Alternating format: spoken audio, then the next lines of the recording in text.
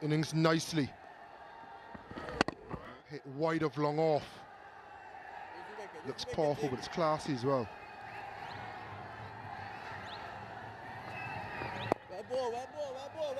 Wouldn't have been too many times a West Indian 11 would have fielded two specialist wrist spinners. Yeah, it's a good change. Something that West Indies fans, I think coaches, all and sundry have been crying out for. And it's still a work in progress. I don't think because you have two worst spinners all of a sudden now we'd be able to get 20 wickets straight off the bat. But series like this is so important to be able to test them. It's a level up from breakout. They always get a chance or a fair chance or a long enough run in the CPL. So this is where you sink or swim. And just the two appearances in the CPL this year for the Barbados Royals. 19 professional appearances in total, but what a special moment. You remember that moment yourself when you got your first cap, Carlos?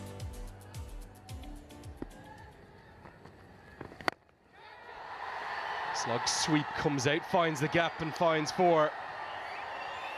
Good identification of length from 𝗧𝗮𝗪𝗘 and well put away.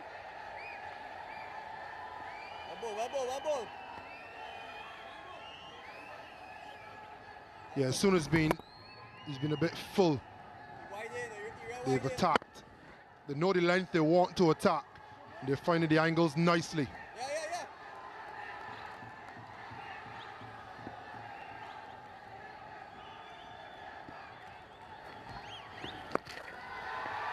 Up round the corner, and a very nervy first over for the youngster is dispatched away for 13.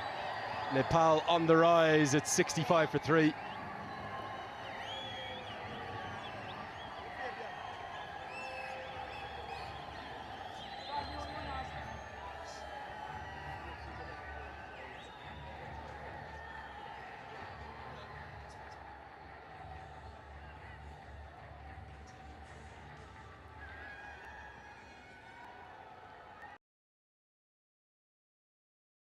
Going to race, ever so closely to the rope. It's now giving it a kiss.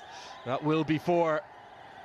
Not sure it was the strongest effort from the captain at cover in 𝗓𝗘𝗣𝗘𝗧𝗜, and then behind him, the former captain Jason Holder doesn't really follow it up. The end result will be 4.